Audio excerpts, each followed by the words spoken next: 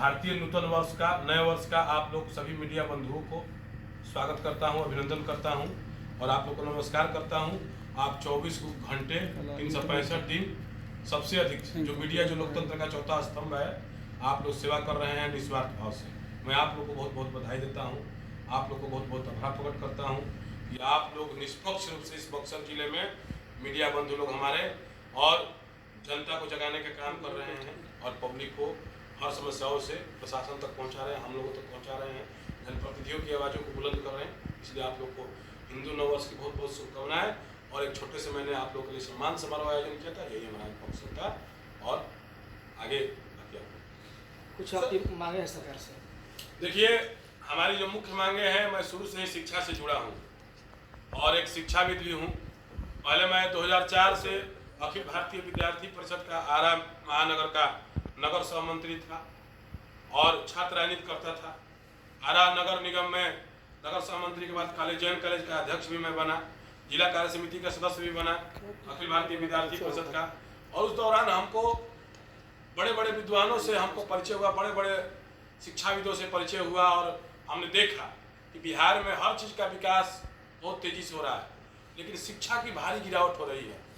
आज हमारे जो भी हमारे विधान पार्षद लोग जीते हुए हैं गया शिक्षक निर्वाचन क्षेत्र से, सभी लोग माफिया राज, गुंडा राज और कुछ लोगों के चंगुल में फंस करके पूरी तरीके से शिक्षा व्यवस्था पर जो है आज जब तक देखिए शिक्षा को सुधार करने के लिए सबसे पहले शिक्षकों की जो समस्याएं हैं उनको निपटारा करना होगा।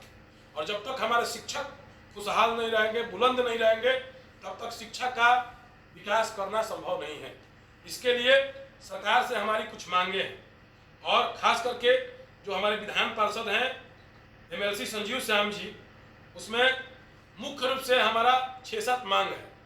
पहला जो हमारा मांग है कि उन्होंने वादा किया था, संजीव श्याम जी ने, जो शिक्षक निर्वाचन क्षेत्र से हैं, आप लोग मेरी आवाज़ मीडिया है, आप लोग नीतीश कुमार तक की, मुख्यमंत्री जी तक हमारी आवाज़ पहुंचा सकते हैं और प्रधानमंत्री जी तक। तो हमारा जो मुख्य मांग है कि आज एक ही काम के लिए, समान कार्य के लिए, और लोगों को, शिक्षकों को अलग अलग वेतन दिया जा रहा है। क्यों दिया जा रहा है? आज किसी को 15,000 रुपया वेतन मिल रहा है और किसी को 1.5 लाख रुपया प्रोफेसर को वेतन मिल रहा है, जबकि कार्य तो एक ही है। ये हमारे जो शिक्षक हैं, जो डिग्री के इंटर कॉलेज में हैं, जो 9वीं 10वीं हाई स्कूल में हैं, उनको भी उतना ही पढ़ाना है और जो हम परमानेंट जो नियमित बहाली हैं उनको भी उतना ही पढ़ाना है, नियोजित को भी उतना ही पढ़ाना है। तो क्यों इनके साथ भेदभाव किया जा रहा है? इसलिए सरकार से पहला मांग है कि समान कार्य के लिए शिक्षकों को समान वेतन मिलना चाहिए। दूसरा जो हमारा मांग है, आज 40,000 प्रधानाध्यापक की बहाली करने जा रहे हैं माननीय हमारे शिक्षा मंत्री जी और मुख्यमंत्री नीतीश कुमार जी। 40,000 शिक्षकों में एक नया जो है आया हुआ है कि आप उन्हीं को प्रधानाचार्य हम जब बनाएंगे, प्रधानाचार्य की बहाली है, तो प्रधानाचार्य आप उन्हीं लोग क्यों बनाएंगे जो DAV से, जिन पॉल से, अन्य स्कूलों से, जो प्राइवेट स्कूलों से भी कोई फर्जी सर्टिफिकेट यदि बनवा देता है कि 10 साल से वहाँ शिक्षण कार्य कर रहा है, तो उसको आप नौकरी प्रधानाचार्य में दे देंगे। और जब यदि आपके पास ऑलरेडी नियोजित और नियमित शिक्षक यदि उपलब्ध है जो 10 साल 14 साल तक सेवा कर रहे हैं, 14 साल से, उनको आप प्रमोशन देकर प्रधानाचार्य क्यों नहीं बना रहे हैं? इसलिए हमारा दूसरा जो मुख्य मांग है, उन्हीं शिक्षकों को प्रमोशन करके आपको प्रधानाचार्य बनाना चाहिए, और नहीं बनेगा तो मैं सड़क पर उतरने का काम करूंगा और शिक्षकों के मान सम्मान की लड़ाई लड़ूंगा। आज पहले जिला शिक्षा पदाधिकारी कौन बनता था? शिक्षक बनते थे। और जो 32 प्रकार की नियुक्तियां हैं वो बंद होनी चाहिए। तीसरा जो हमारा मुख्य मांग है वो है ऐच्छिक ट्रांसफर। आज बहुत सारी बच्चियां हैं जो बक्सर जिला की रहने वाली है, उनका बक्सर जिला में ही जो है नौकरी लग गया, आज उनको आरा जिला में शादी हो गया, तो क्या उनके लिए सरकार क्यों सुविधा पाल रही है? जिनको यदि मान लीजिए हमको यहाँ काम करने में सुविधा है तो आरा जिला में, तो बक्सर जिला में हम क्यों रहे? आरा जिला में उनका ट्रांसफर कर दीजिए। तो ऐच्छिक ट्रांसफर होना चाहिए। आज प्रखंड से उस प्रखंड में नहीं ट्रांसफर हो पा रहा है। मान लीजिए कोई आप कोई टाढ़ी का रहने वाला है, ब्रह्मपुर प्रखंड के हम प्रमुख प्रतिनिधि हैं, तो ब्रह्मपुर प्रखंड में पढ़ाने जा रहा है, तो ये बताइए कि उसको जाने आने में समय कितना मर रहा है? इसलिए जो ऐच्छिक ट्रांसफर अत्यंत आवश्यक है।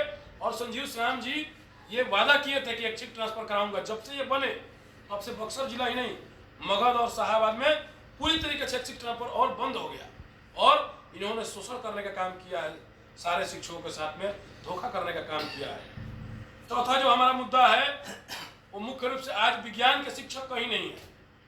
किसी भी स्कूल में चले जाइए, यहाँ मल्टीपर्पस है, वहाँ जाके पता कर लीजिए, एक दो स्कूल छोड़ दीजिए तो किसी भी 2012 से +2 की पढ़ाई हर स्कूलों में शुरू हो गई। आज एक भी विज्ञान के शिक्षक नहीं है, कॉमर्स के शिक्षक नहीं है और कॉमर्स की पढ़ाई हो रही है। आप लोग पूछिए, मीडिया के माध्यम से मुख्यमंत्री से पूछना चाहते हैं कि बिना शिक्षक के 2012 से कैसी डिग्री दी जा रही है बच्चों को, और शिक्षा मंत्री जी से। ये सब हमारी मुख्य मांगे हैं, साथ साथ बहुत सारी हैं। आज शिक्षकों के साथ जो सौतेला व्यवहार किया जा रहा है वो बहुत ही घातक है। और आज नगर निगम का शिक्षक जो रहेगा वो नगर निगम में, हम चाहते हैं, पांचवा जो मुद्दा है कि नियोजित को बंद करके नियमित शिक्षक की बहाली होनी चाहिए। आज नियोजित शिक्षक क्यों? आप अभी तक नियोजन 32 प्रकार के कर रहे हैं, कोई नगर परिषद, कोई प्रखंड में, कोई जिला परिषद में, कोई, और उसी का ट्रांसफर होगा। आज क्या यह अधिकार है कि गांव में कोई जो व्यक्ति रहता है वो शहर में नहीं रख सकता है? गांव में जो टीचर रहेगा उसका शहर में नहीं, आप नगर परिषद में नहीं ट्रांसफर होगा? क्यों नहीं होगा भाई? जिंदगी भर कोई गांव में मर जाएगा। ये तो सार शिक्षकों के साथ खिलवाड़ है। गैर शैक्षणिक कार्यों पर शिक्षकों को नहीं लगाया जाए, ये भी हमारी मांग है। क्यों आप लगा रहे हैं इनको चुनाव ड्यूटी में, जनगणना में, पोलियो में, कोरोना वायरस में? शिक्षक हमारे समाज के लोगों को तंग किया जा रहा है। क्यों तंग किया जा रहा है? ये सब जो संजीव श्याम जी ये सारा मुद्दा लेकर के चुनाव लड़े थे, एक भी मुद्दा आज टाइम बॉन्ड प्रमोशन से लेकर के कोई मुद्दा पर सोल्यूशन नहीं हुआ। आज शिक्षकों की स्थिति बद से बदतर होती जा रही है। इसलिए मुख्य मांगे जो हमारी हैं, और भी हमारी 10-15 मांगे हैं जो शिक्षकों को मिलना चाहिए। समय आने पर आप लोगों को हम बताएंगे। और आप लोगों का जो सवाल है पूछिए।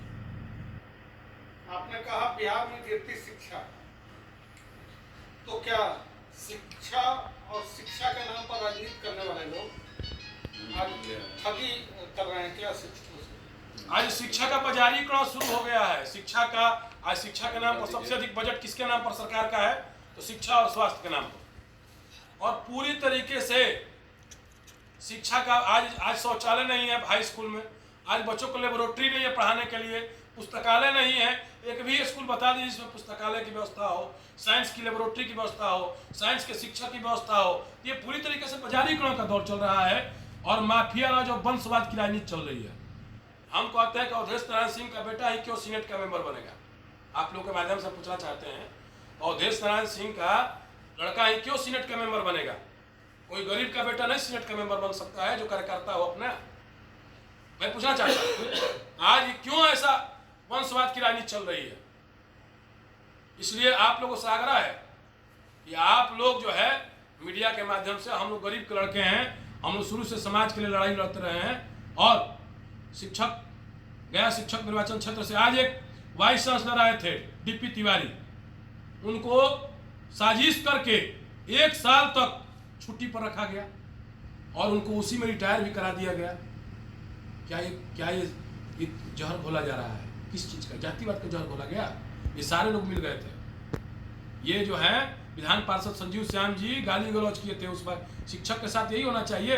क्या संजीव श्याम जी कभी शिक्षक रहे हैं? उनके मान मर्यादा का किसी, आज शिक्षकों का मान मर्यादा का भी ख्याल नहीं है किसी के पास।